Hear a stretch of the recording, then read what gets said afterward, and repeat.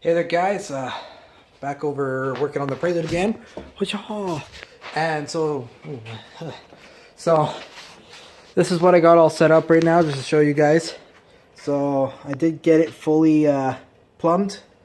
I am my dumbass ran short of one more clip. I need to go out and get one more clip.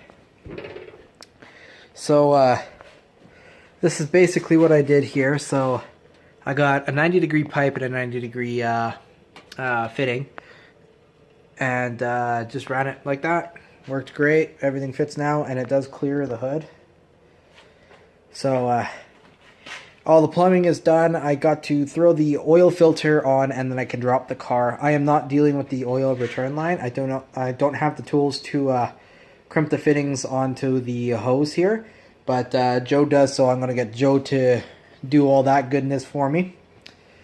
And so basically I'm done working under the car, but before I dropped it I wanted to test fit some wheels that I bought a little while ago, see how they look on here.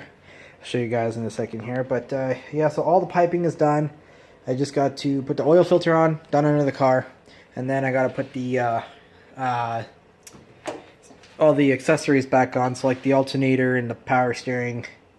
And then that's all good, and it's basically all good to go under the hood on my end. And it's heading out to Edmonton this weekend to get finished up and get tuned. So yeah, not too much on this episode here, but we'll test fit some wheels and that, and get her good to go for this next upcoming weekend here. And yeah, I'll record us dropping it all off. And apparently we're picking up another Prelude for Austin, so it's the Prelude Finanza. So I also thought I would show kind of how my oil feed is being ran here.